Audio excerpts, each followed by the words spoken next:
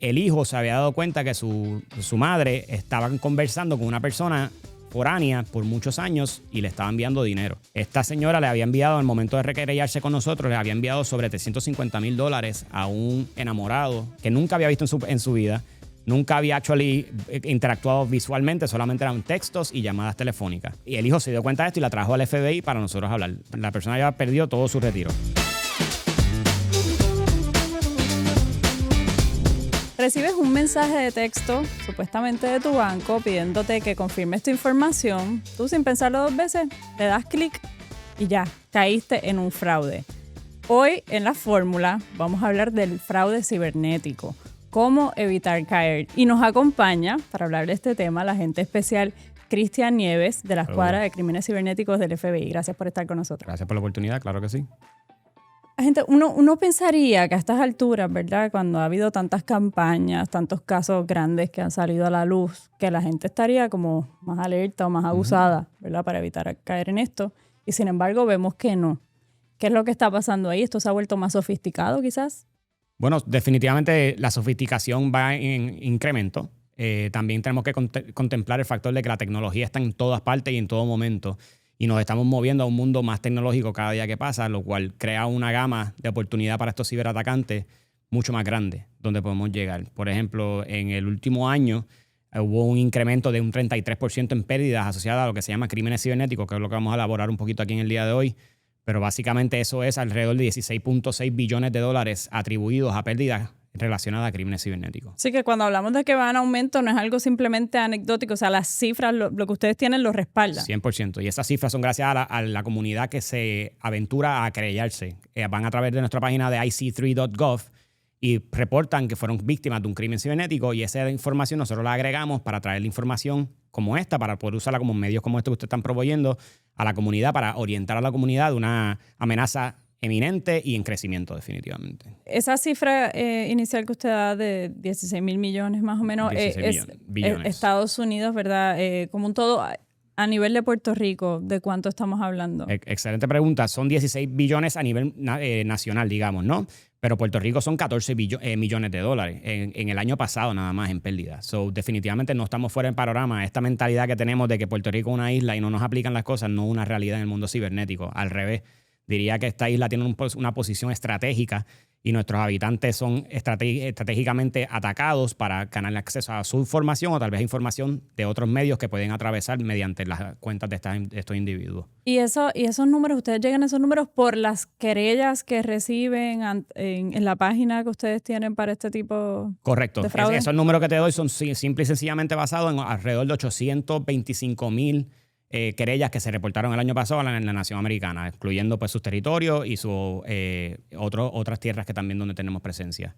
Cuando hablamos de fraude cibernético, ¿verdad? Pueden ser muchísimas cosas. ¿Cuál es la modalidad más común dentro de esas cifras que ustedes han podido recopilar? Bueno, a mí me gusta dividirlo en 3 renglones, porque son 3 renglones que no necesariamente tal vez entramos en un tema de sofisticado, de un crimen cibernético sofisticado, pero sí entra en el mundo de crímenes cibernéticos. El primero es la criptomoneda y las inversiones de criptomonedas.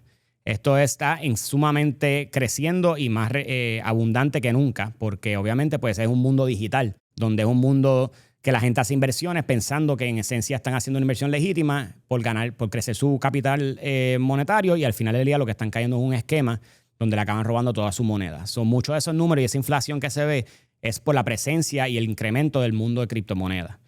Segundo punto bien importante es lo que se llama un business email compromise, que lo podemos hablar un poquito más adelante, pero esto es cuando una persona gana acceso inautorizado a tu correo electrónico y explota ese acceso para hacer una transacción fraudulenta.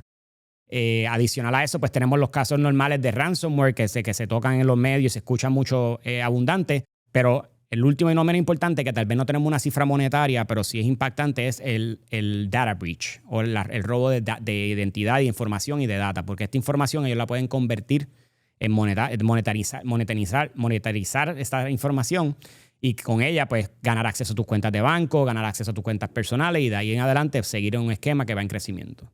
Y me llamó la atención el dato de lo de las criptomonedas. ¿Eso está en crecimiento en Puerto Rico también? En Puerto Rico. Especialmente, obviamente, sabemos con la de 1060 tenemos muchas personas que vienen de esta línea de negocio, pero no solamente en Puerto Rico. O sea, esto está en incremento a nivel mundial. Eso sí es una cifra que a nivel mundial está en crecimiento porque hay mucho oportunidad de inversión en Internet, digamos, donde te dicen, si me das una inversión pequeña, te doy un 5, un 10% de retorno a tu inversión. Eso suena muy lucrativo y la gente pues lo intenta. Tal vez lo intentan con un poquito de dinero y por 1 o 2 meses van a ver que hay un incremento en su ganancia de criptomonedas y lo que ellos están buscando hacer es ganar más interés de tu parte para que hagas una inversión mayor o para que traigas colegas tuyos que están en la misma industria al esquema.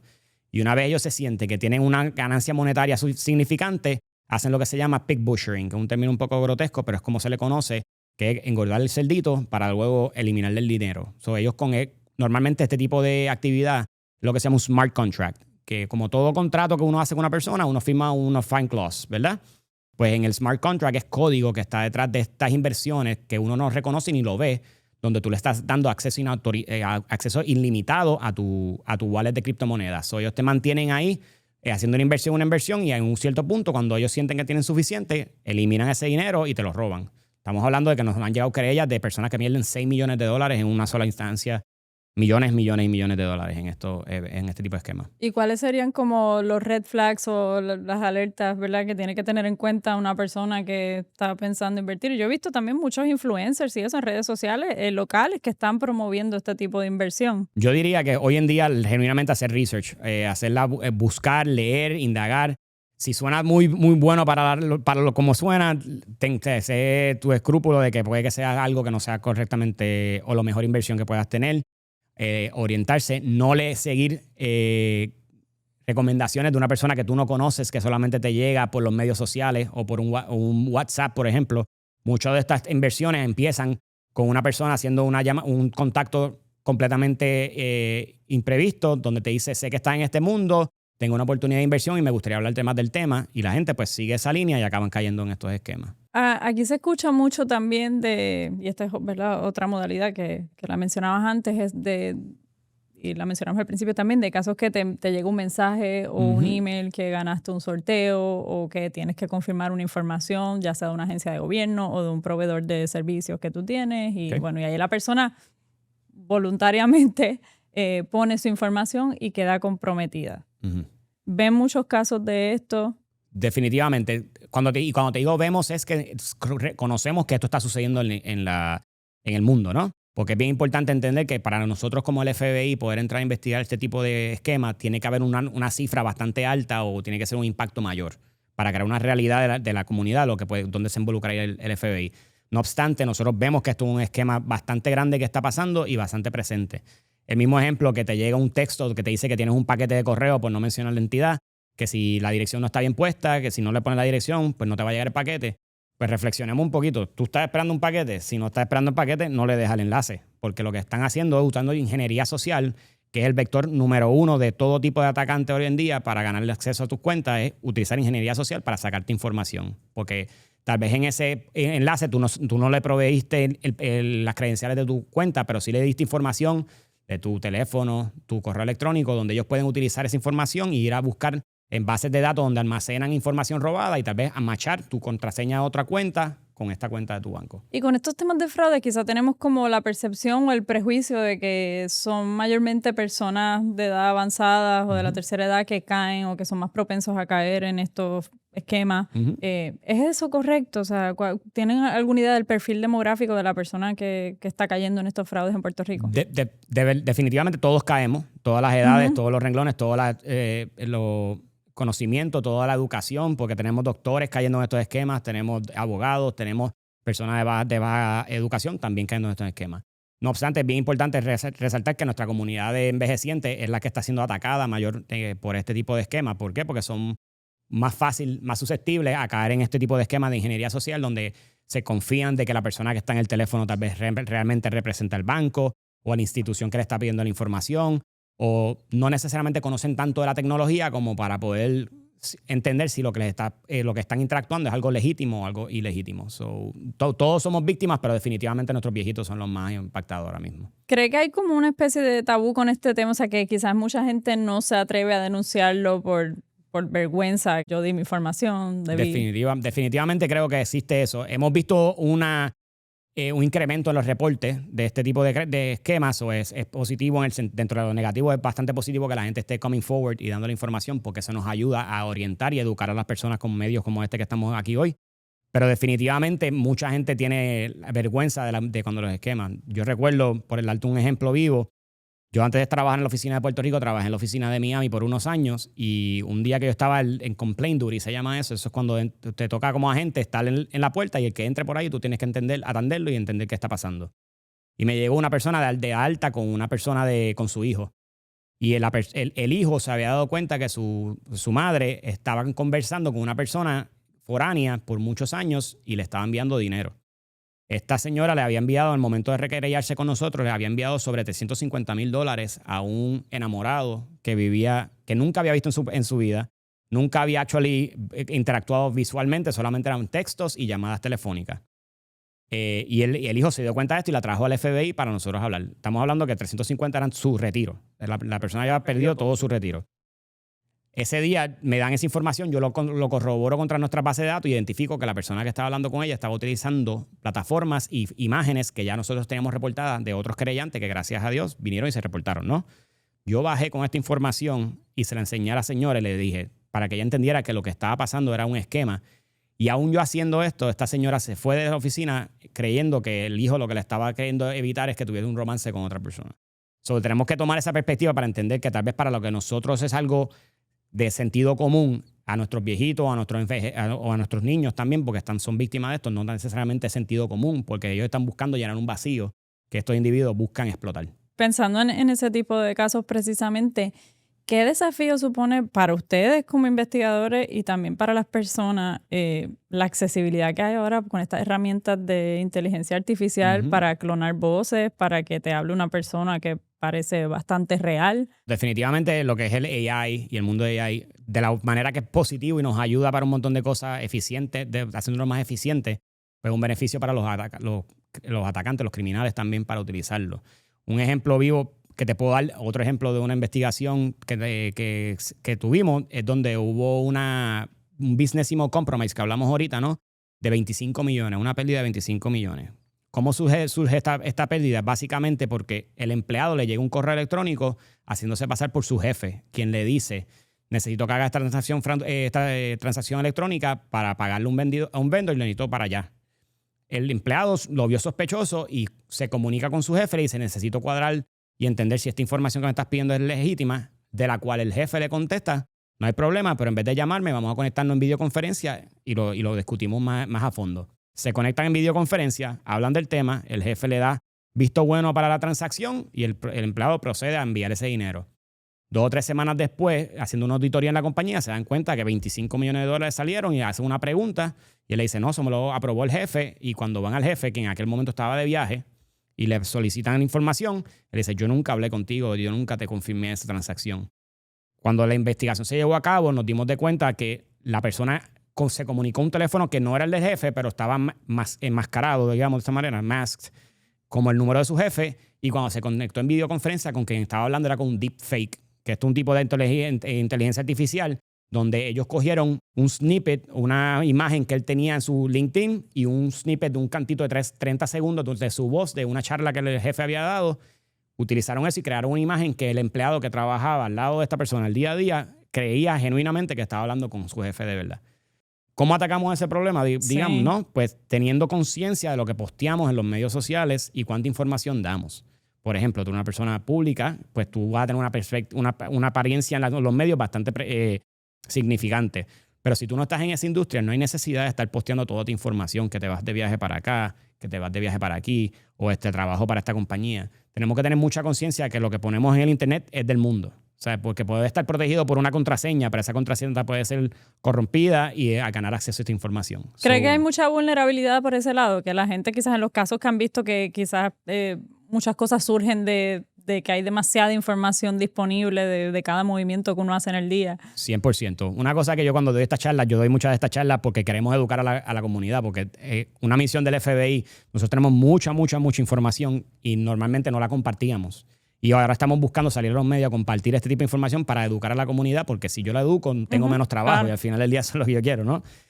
En esa línea definitivamente es algo que tenemos que tener bien presente porque tenemos demasiada información en los medios y en el Internet que nosotros hasta desconocemos que existe. Por ejemplo, a lo que iba, un punto que a mí me gusta decirle a la gente, si tiene tiempo, hágase un Google de usted mismo, por decir, digo Google, pero búsquese usted mismo en el Internet. Ponga su nombre completo en Internet y mira a ver qué resultado le traiga. Y luego coja su nombre y póngalo en una plataforma de inteligencia artificial y vea qué clase de perfil le hace. Y entienda que si le sale un perfil bien detallado, no se sienta emocionado, no se sienta honrado de que conocen de usted, sino que entienda que usted lo que está creándole es una tarjeta a un criminal para que lo pueda explotar y utilizarla en su contra. De hecho, secreto profesional aquí, pero los periodistas usamos muchísimo esas mismas herramientas cuando hacemos investigaciones, porque la gente publica dónde está, con quién, la fecha. Sí, estamos en un mundo digital y no está de ninguna manera yo creo que eso se tome como que estamos hablando que no utilicen esa herramienta. Al revés, deberíamos utilizarla, pero es entender cómo utilizarlas primero que nada y entender cómo pueden ser utilizadas en tu contra para uno protegerse de estas mismas herramientas. Pero y con ese nivel de sofisticación, como el caso del ejemplo que trajo ahora, que hubo hasta una videollamada, o sea, ¿hasta qué punto, o sea, qué uno puede hacer? ¿Qué consejo daría, verdad? Para evitar, más allá de no compartir mucha información en redes, eso nos hace bien vulnerables. Lamentablemente, la mejor y única contestación que te puedo dar es educarte. Es educar, en llevar este mensaje. Todos los que nos escuchen hoy aquí en este podcast, que se aseguren no de tener esta información y utilizarla para sí mismos, sino que compartir esta información a sus viejitos, a sus tíos, a sus hijos, a sus amigos y tener estas discusiones en la mesa, porque si nos educamos, estamos más pendientes. Porque la realidad es que al final del día, si te pones una foto de tu jefe, la voz de tu jefe, y tú te sientes que estás hablando con tu jefe, pues no hay manera de saber que esto no está pasando. Pero si nos educamos y sabemos que eso es una posibilidad, tal vez tenemos un poquito más de escrúpulo cuando vamos a tomar este tipo de transacción, o tal vez buscamos hacerlo en persona en vez de a través de los medios digitales, y buscamos hacer código. Una de las cosas que yo digo normalmente es, tal vez tenemos que volver a los tiempos de los espías, donde teníamos un código y levantaba el teléfono y decía gallo. Y si se salía en gallo para atrás, pues sabía que era la persona adecuada. Pero no queremos llegar a eso, sino que educándonos creo que es la manera que lo atacamos. Bueno, y por más precauciones que uno tome, también está a cada rato. A mí me llegan correos de compañías que yo tengo sus servicios o redes sociales que uno usa que han tenido un breach, un hackeo, digamos, y que tu información también fue comprometida. Correcto. ¿Qué recomendaciones hay cuando eso pasa? Yo a veces me quedo con la duda, te dicen que puedes congelar las tarjetas de crédito y demás, pero tampoco sabes, ¿verdad?, en qué manos cae esa información y qué se puede hacer con ella. La contestación a esa pregunta depende del nivel de paranoia que tú quieras tener en tu vida. Genuinamente. Yo soy una persona que, si le pregunto a mi esposa, soy demasiado paranoico, pero es porque vivo en este mundo y conozco las vulnerabilidades que pueden ser explotadas. Pero lo menos que tú puedes hacer si te enteras que tu información fue comprometida es asegurarte que ninguna otra plataforma que tú utilices utilice las mismas credenciales. Empecemos por ahí. Si utiliza el mismo username y utiliza las mismas credenciales, pues ya tú sabes que automáticamente le estás dando acceso a esa otra plataforma. So, deberíamos empezar con una buena higiene cibernética en el sentido de que tus contraseñas no las deberías reusar de plataformas. Por lo más sencilla y boba que sea la plataforma. Por ejemplo, si una plataforma que tú utilizas para comprar boletos para ir al cine, y tú normalmente ahí le vas a poner un password barato, facilito, porque esto no es esa información. Si tú esa contraseña lo usaste en algún otro lado y no te acuerdas, automáticamente le diste acceso. Porque ¿qué van a hacer los atacantes? Ellos van a coger esa información y no es un ser humano quien está entrando esta información en otros portales. Es una computadora con una potencia magnífica que pueda en cuestión de segundos multiplicar esa credencial a través de todas las plataformas y ver cuál le contesta. Y una le va a contestar porque la usaste en otro lado y ya ganas acceso a otra plataforma. Y así sucesivamente. Pero y también acordarse de todas. Yo tengo una amiga que tiene contraseñas súper sofisticadas, pero entonces tiene un note en el teléfono con todas las contraseñas escritas. Dile a la amiga que falló. Existen soluciones de que se llaman password managers. Hay unas buenas, hay unas que no son nada buenas. Tenés que volvemos a hacer research y indagar. Y cuando hagan este tipo de research, busquen research de si esa plataforma fue comprometida en algún momento, si tuvo data leakage, qué tipo de cifración, si es un disparate, es lo que utilizan, porque hay ciertas herramientas de password managers que utilizan multi-cipher encoding, lo que significa que está cifrada dentro de cifrada, eso que la hace un poco más protegida. Si lo que va a usar password, pues una recomendación bastante sencilla, no use el que es barato, el que es gratis, tal vez considera pagar y piensa que tal vez te va a costar unos 5, 20 dólares al mes, al año, algo en esa línea, pero un hackeo a tu cuenta de banco te va a costar todos tus ahorros. Es ese balance que tenemos que tener en la vida. Aquí pensando un poco, ¿verdad? Dentro de lo que son crímenes cibernéticos, no todo necesariamente es fraude para sacar dinero, robar dinero, etcétera. También pienso en otro tipo de, ¿verdad? De violación a la intimidad, de explotación de imágenes. Me preocupa mucho el aspecto de menores de edad, de niños, de adolescentes en juegos de video que están chateando con personas que les piden información, fotos. ¿Les llegan muchos casos de eso en Puerto Rico? Demasiado te diría, y como tanto hacemos estas charlas de educación de crímenes cibernéticos, tratamos de hacer charlas de cómo orientar y educar a los padres de identificar este tipo de esquemas y este tipo de fechoría que existe en el mundo. O sea, el mundo de los gamings es interesantísimo, súper interesante, súper cool, como diríamos por ahí, pero la realidad es que es un mundo donde nosotros no tenemos control como padres de lo que nuestros hijos están siendo exponiendo al mismo. Y últimamente, en los últimos años, hemos visto que las plataformas de gaming se han convertido también en plataformas de comunicación libre, donde tú no tienes contacto y tú piensas que tu hijo está hablando con un menor y en la realidad está hablando con un adulto que tal vez lo que está buscando es explotar de su hijo. So, definitivamente es preocupante, pero es una realidad que está aquí y nuevamente lo que nos toca es educarnos. Nos llegan demasiado de reportes de plataformas que están siendo explotadas o que niños que fueron explotados y todo comenzó a través de un juego, por no decir mucho, porque son casi todos los que están utilizando. No tenemos que mencionar. ¿Cómo se da, por ejemplo? ¿Cómo se da esto?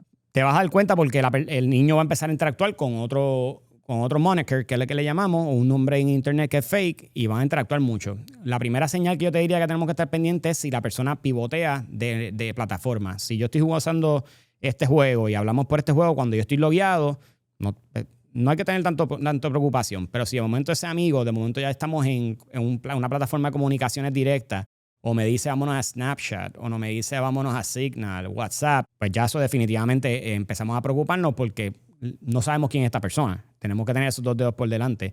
So, esa es la primera indicación. La segunda que tenemos que estar pendiente es la conducta del niño. Si la conducta del niño cambia de cuando empieza a interactuar con estos juegos y estas personas, pues deberíamos tener esas conversaciones con el niño y entender con quién está jugando. No es que le cohibamos el juego, es más crear una relación donde el niño se sienta cómodo hablándote de las circunstancias, porque existe explotación, y ahí nos vamos a ir una tangente que no creo que sea el tema para hoy, pero es importante que lo toquemos. O sea, no solamente es explotación de que pueden llevar a tu hijo a que haga una transacción fraudulenta o que haga un crimen, puede ser explotación donde se mutile la persona directa, el niño se esté mutilando en nombre de otra persona, o que tal vez lleven a la persona a interactuar con un adulto de una manera indecente. So, definitivamente un mundo bien oscuro que existe y tenemos que estar pendientes como padres nosotros. A veces uno escucha mucho de estos casos afuera, pero quizás en Puerto Rico no se habla tanto y seguramente también está ocurriendo porque los menores están usando estas plataformas. Y cuando llegan a ustedes, o sea, ¿qué tipo de crímenes han visto específicamente a través de eso? O sea, que... Bueno, te puedo decir, sin entrar en detalles, nosotros atacamos particularmente de explotación de menores, lo atacamos de primera, sin escrúpulos. Si nosotros nos reportan una posibilidad de una explotación de un niño, nosotros atacamos eso como prioridad. Esa es la primera, esa es la posición del FBI y eso es un compromiso que nosotros tenemos con la comunidad. Adicional a eso, también existe la explotación sexual a través de los medios de comunicación, donde te llevan, tal vez no te van a llevar al romance que hablábamos ahorita, donde estás hablando con una persona foránea para sacarte dinero. En este caso te llevan a llegar a una relación donde tú te vas a poner en intimidades con esta persona, toma un screenshot de tu relación o tu interacción de video y le ponen una foto de un niño a esa foto y entonces la usan para extorsionarte para atrás. Son otros casos que vemos también en estos medios donde la gente, pues, son gente que están buscando amor, que están buscando que los quieran y caen en este tipo de esquemas. Y muchos de estos esquemas, lamentablemente, que es algo que hay que mencionarlo, son vergonzosos, ¿no? La gente no los reporta o se quedan callados y se aíslan con esa situación. Si usted ve un familiar que de momento como que no está aislándose, hagámosle esta pregunta, verifiquemos si es que estuvo en unas conversaciones con alguien y cayó en este tipo de esquema, porque conocemos que tanto el de la señora que les mencionaba antes, cuando son lo que le llamamos romance scams, como estos otros que son para extorsión, personas se acaban quitando la vida porque tienen vergüenza ajena de lo que hacen y no saben cómo bregar con esa vergüenza y no se lo quieren compartir a nadie y se los come por dentro y acaban lamentablemente quitándose las vidas. Yo pienso mucho eso, tanto en menores, ¿verdad? Como en abuelitos, en personas de edad avanzada también, que por más que uno esté consciente o alerta ante estas posibles modalidades de fraude, ¿verdad? Pero cómo proteger a esos familiares que son más vulnerables.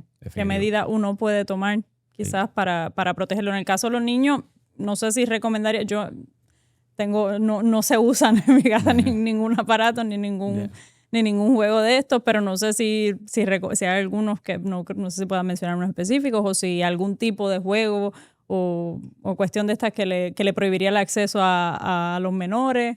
La realidad es que es difícil, ¿no? Decirte uno, porque todos estos juegos, la realidad, la gran mayoría de ellos tienen intenciones buenas y tienen un positivo.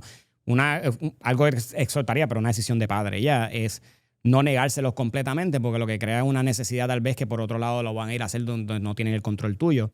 Pero definitivamente es tener conciencia y hablar con los niños y con nuestros viejitos de este tipo de esquemas. Lamentablemente la mejor contestación es educarnos. Y educarnos significa hablar de estos temas abiertamente y no verlos como un tabú de la sociedad, sino que algo que nos está sucediendo. No hablando ya, ¿verdad?, de crímenes más oscuros y eso que conversamos ahora, pero, ¿verdad?, en estos casos de fraude donde hay un intercambio de dinero, ya sea una cantidad, ¿verdad?, quizás no tan significativa, pero que igual hay una pérdida.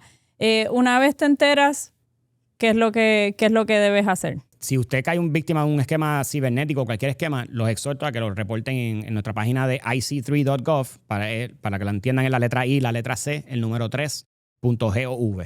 Esto es como si ir a un cuartel aquí en la policía y emitir una querella. Pues tú estás yendo al internet y estás emitiendo una querella en nuestro online center del FBI. Primero es importante transparencia. Eso no significa que automáticamente se va a abrir una investigación. Eso significa que nosotros vamos a coger esa data y la vamos a agregar y la vamos a comparar contra otras investigaciones que tenemos o tal vez agregarla contra otras querellas que se han hecho.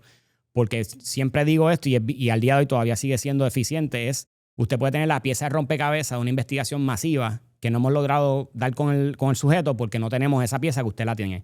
Y tal vez el evento para usted fue bien insignificante, usted lo pudo cohibir, pero el mero hecho de que haya tenido esa interacción con esa cuenta y nos la reporta a nosotros, tal vez nos da el elemento necesario para nosotros poder ir contra esa persona. Yo lo que exhorto a todos es que no importa qué, nos querellemos. Yo he escuchado de personas que han contado sus experiencias yendo a autoridades, no necesariamente al FBI, otras autoridades, a denunciar, por ejemplo, que enviaron un dinero por una aplicación móvil porque les pidieron dinero para una cita, cosas así, lo enviaron voluntariamente, pero pues se dieron cuenta que estaban siendo estafados. Y cuando acuden a estas autoridades o a denunciarlo a algún foro, pues le dicen, es que usted envió el dinero voluntariamente, como que no podemos hacer nada.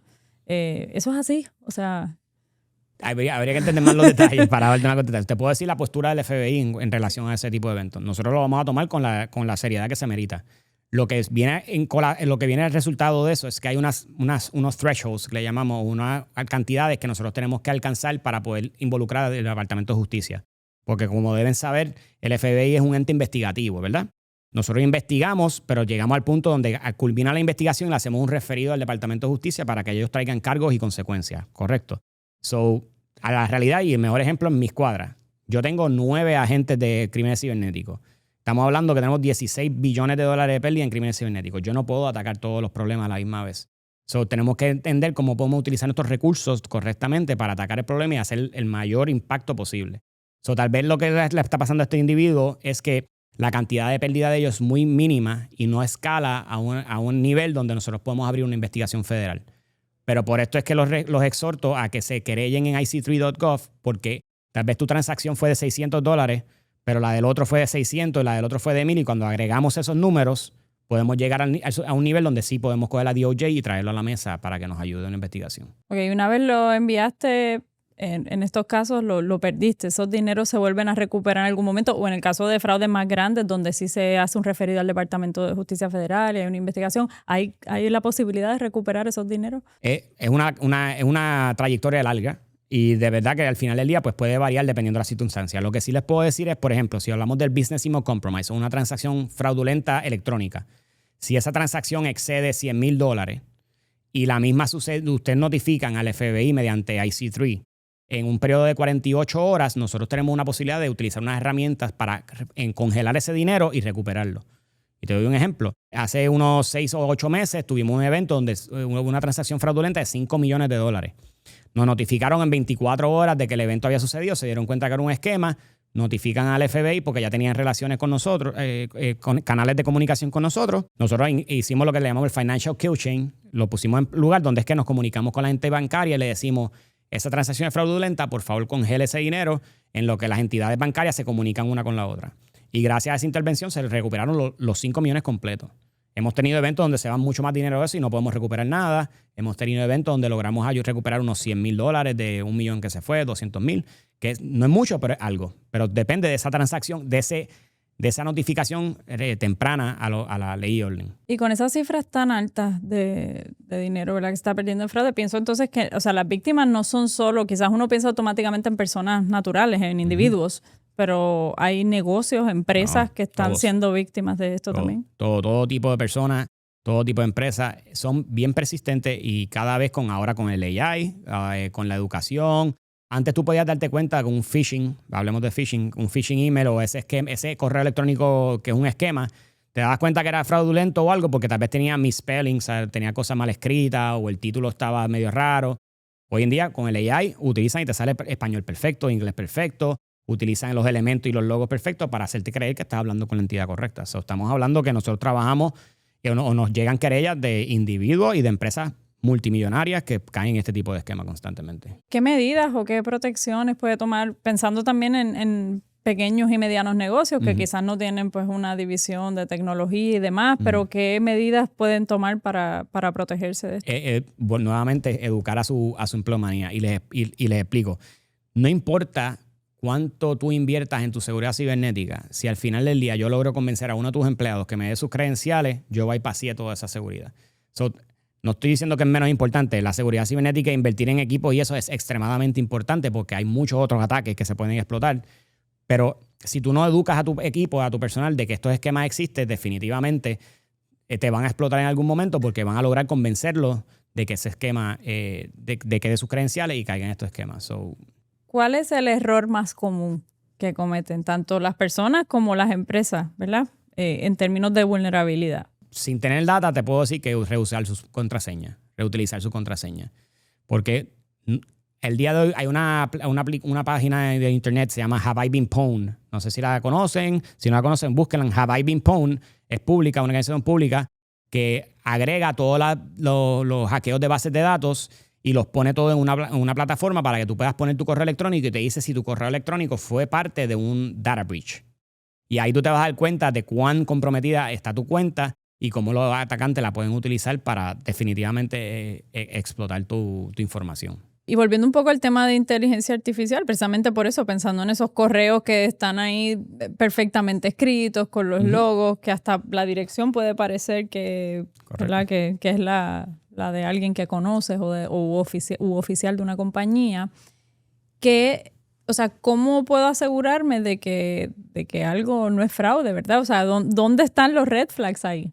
Mira, mi primera recomendación siempre es si usted recibe un correo electrónico de una entidad que le está pidiendo una acción, un call to action como tal, no interactúe con el correo, sino que vaya a la plataforma de esa entidad, acceda a la misma con sus credenciales mediante el portal normal y entonces busque ahí en sus notificaciones o busque a través de eso, siga los pasos que le indica el correo electrónico. Es bien probable que es legítimo lo que le están poniendo, pero usted se aseguró de correr por el camino adecuado. En vez de presionar el enlace y posiblemente visitar un portal que está infectado y le bajan malware a su dispositivo, o proveer la información en un portal que usted piensa que es su banco o la entidad que usted quiere interactuar y la realidad es que es un deepfake donde lo que es una página creada para robarle las credenciales. El consejo así, número 1, que le diría a la mayor parte de las personas en este tema para protegerse. Educarse, manejar sus contraseñas y estar bien consciente de lo que están posteando en el internet. Yo creo que esas son las 3 prioridades iniciales, porque si se educa va a entender cómo mejor tener una higiene cibernética con esa educación. Si maneja su contraseña, está eliminando la gama de posibles ataques que usted puede ser victimizado. Y tercero, también te añadiría también el multifactor de autenticación. Muchas herramientas hoy en día usan el multifactor y la gente lo ve como un punto adicional que es un burden. Y la realidad es que con añadir multifactor de autenticación en su plataforma, sea que le llegue el texto con el numerito, que no es el más seguro, pero es una opción, usted está eliminando un 75-80% de la probabilidad de que usted lo victimicen. Utilizando estas herramientas que ya existen y creciendo su perspectiva y su presencia, su seguridad en el internet, creo que los va a sacar de esa gama de posible impacto. Yo tomé una charla de ciberseguridad y activé todas estas mecanismos en todos los dispositivos y pues sí, a veces me pasa que digo, Dios mío, pero ahora no tengo el teléfono, no tengo la computadora, me enviaron la clave ahí, pero vale la pena, supongo, ¿no? Mira, ahora la tecnología, reciente leí un artículo, o sea, Microsoft y entre otras compañías se están moviendo away from passwords. So, esto no es buscando hacernos la vida un poco más fácil, siempre y cuando seguimos con la seguridad. So, por ahí viene lo que va a ser passphrase, que es en vez de que tú pongas una contraseña con número alto, bajo, letra alta, va a ser una oración que tú vas a utilizar que es lo que te va a dar acceso. ¿Por qué? Porque eso, pues, al cifrar esa información se hace un password más difícil para que una computadora lo pueda romper. En esa línea es que nos vamos buscando ayudar a que la gente tenga mejor higiene y mejor protección cibernética y cambiando un poquito la perspectiva de cómo nos lo guiamos. ¿Y cuán seguro es el reconocimiento facial o dactilar que uno a veces activa también para acceder a...? Bastante seguro. El dactilar, yo pensaría que no hay manera... Sí, definitivo. No te digo que es 100% seguro, todo tiene manera de romperlo, pero lo hace mucho más seguro porque eso básicamente es tu fingerprint, es tu imagen. So, no deberían poder explotar ese tipo de información. Pero a la misma vez, si nos vamos más en detalles, si tú utilizas tu cara, pero cuando entran a tu teléfono, todas tus cuentas están logueadas, tienen Save My Password, están accesibles, pues si algún día cogen tu imagen y la ponen y lo logran romper, pues ya tienen acceso a todo eso. Es cuestión de crear layers de protección y asegurarnos que podemos utilizar los que ya existen y están presentes. ¿Qué es lo que más les preocupa de cara al futuro, digamos, en términos de lo que ven como amenazas a la seguridad cibernética? Mira, desde la parte de crímenes cibernéticos, ¿no? Desde la perspectiva que yo tengo, estoy por encima y puedo ver el día a día, la evolución de la tecnología y cómo la tecnología sigue formando parte de la vida cotidiana de todo el mundo. Eso a mí me preocupa significantemente porque crece la gama de posibles ataques que le podemos dar. Por ejemplo, nosotros en mi charla yo toco de 3 temas normalmente cuando hablo de la evolución de crímenes cibernéticos. La primera sigue siendo ingeniería social. Ingeniería social, para que tengan una idea, al día de hoy es de todas nuestras investigaciones, 92% de nuestras investigaciones de crímenes cibernéticos empiezan con un phishing email o con ingeniería social. ¿Qué viene siendo ingeniería social para el que nunca ha escuchado este término? Ingeniería social es cuando una persona utiliza técnicas psicológicas, podemos decir, para convencerte que la información que tú le estás proveyendo es de una manera legítima. Te convence a que tú le des información de seguro social. En un caso, por ejemplo, en un esquema que está pasando mucho en Puerto Rico, donde reciben una llamada telefónica de un customer service de un banco y lo convencen que esa persona es del banco y que necesita su información personal para acceder a su cuenta porque hubieron unas transacciones fraudulentas. Eso es uno que nos está pasando el día de hoy, ¿verdad? Pues esa persona lo va a convencer a usted a tal nivel que usted se va a sentir que genuinamente está trabajando con una persona representante de esa entidad. Pues eso es ingeniería social, cuando una persona está tan diestro en el tema que lo convence a usted de que es legítimo, que la interacción que ustedes están teniendo es legítima. Que al día de hoy 92% de nuestra investigación, y cuando digo 92% es importante traer a colación que no estamos hablando de crímenes cibernéticos, estamos hablando de investigaciones de seguridad nacional, estamos hablando de países foráneos que están atacando con misión directa de atacar a los Estados Unidos y sus territorios.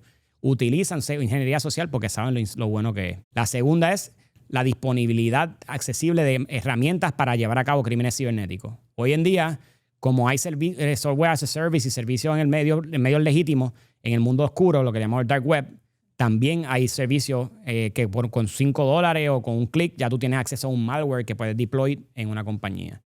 Y último y no menos importante, el AI. Definitivamente el AI es algo que nos preocupa ahí y es algo que al día de hoy me causa mucho estrés, si podemos decir, porque al fin es una cosa que sigue evolucionando y la gente la sigue utilizando, pero no necesariamente sabe cómo utilizarla correctamente para asegurarse que no también estén comprometiendo su posible información personal. Sin entrar, ¿verdad?, en los detalles o los pormenores de casos particulares, que sé que no puede, pero ¿recuerda algún caso así que le haya parecido quizás el más inaudito, el más increíble en términos de la utilización de ingeniería social en Puerto Rico? Una investigación que yo personalmente corrí aquí en Puerto Rico, ya el caso fue resuelto, podemos hablar un poquito sin dar muchos detalles. Involucraba a personas de Puerto Rico, estudiantes de Puerto Rico, que estaban siendo victimizadas por un sujeto que vivía en Puerto Rico. Este sujeto, utilizando su ingeniería social, creó unos correos electrónicos que impersonaba a una entidad educativa y convenció al estudiantado que ese correo electrónico venía legítimamente de la entidad educativa. estos estudiantes procedieron a accionar lo que decía el correo electrónico, que era que estaban migrando su base de datos de una a otra y necesitaban que proveyeran su número de estudiante y el username. Los estudiantes contestaron esta información que le estaban contestando al atacante, al criminal, ¿no? El criminal después tomó esta información y atacó esos correos electrónicos directamente que le contestaron porque tenía información única que le daba acceso a plataformas de la universidad. Haciendo otro tipo de fechoría, logró ganar acceso a sus credenciales. ¿Qué pasa? El atacante, una vez tenía las credenciales de la universidad, pivoteó a medios sociales, donde estos estudiantes utilizaban, porque normalmente cuando tú eres estudiante, tú usas tu email de la universidad para todo. Él veía sus emails y veía que, por ejemplo, tenía Snapchat. Él cogió las mismas credenciales de la universidad y trató Snapchat, pum, y entró a las cuentas de estas personas porque rehusaban su correo electrónico. ¿Qué sucede? En Snapchat, esto actually es un buen cierre porque agrega un montón de información. En Snapchat existe una cosa como My Eyes Only. No sé si los padres lo saben, pero en Snapchat hay un portal que es My Eyes Only, donde tiene necesita un código adicional para ganar acceso a ese folder. Y por alguna razón de la cual al día de hoy todavía no lo entiendo, los menores guardan fotos íntimas de ellos mismos en ese My Eyes Only, ¿verdad? Pues este actor ganó acceso a Snapchat, se dio cuenta que este estudiante, hombres y mujeres, tenían My Eyes Only y accedió a crear un número de teléfono ficticio donde él impersonaba a Snapchat y le mandaba textos a los estudiantes diciéndole: tu cuenta de Snapchat revela actividad sospechosa, necesitamos que me des tu información para no desactivar tu cuenta. Estudiante gullible que no conoce más, contestaban el correo electrónico, le daban acceso a su Snapchat y le daban acceso a su My Eyes Only application, donde esta persona ganó acceso a fotos íntimas de estos estudiantes. ¿Qué hizo la persona? Extorsionó a estas estudiantes después para no exponer sus imágenes y a muchas otras las expuso a través de plataformas sociales donde otras personas pagaban dinero por membresías para ganar acceso a las mismas y explotarlas. Ese caso nosotros lo llevamos a juicio y a la persona se le cargaron con lo que se llama cyberstalking, que son cargos de criminales a nivel federal. Y la persona, uno vio 5 años y el otro vio año y medio de cárcel de los sujetos, porque la investigación lo llevó a dar a cabo que trabajaba en colaboración para llevar a cabo esta fechoría. Ahí habla un poquito de ingeniería social con tecnología y eso nos pasó aquí, en la isla.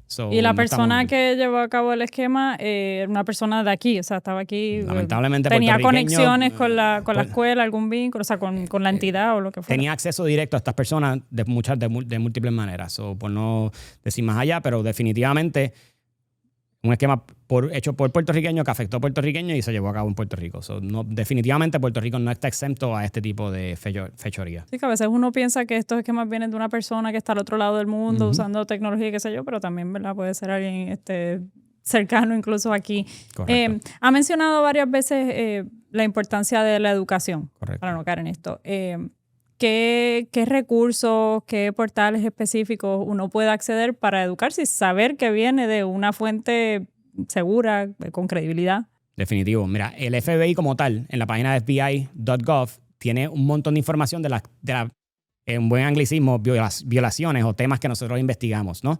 Ahí los exhorto a que lean porque hablan y abundan un poco de cada uno de los esquemas, no tan solo de crímenes cibernéticos, de otros crímenes que nosotros también investigamos.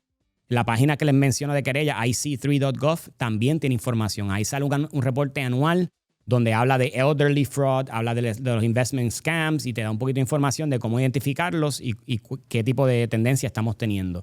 Y no menos importante, y por último, vamos a usar el AI. O sea, la Artificial Intelligence existe. Haga un online search de la información y lea y edúquese un poco más de los temas como cyberstalking, lea un poquito más de online enabled fraud, este tipo de cosas. Lo importante con esa es que no demos la primera respuesta como por dada. Valide que los recursos que esta plataforma está utilizando para informarlo sean los recursos legítimos.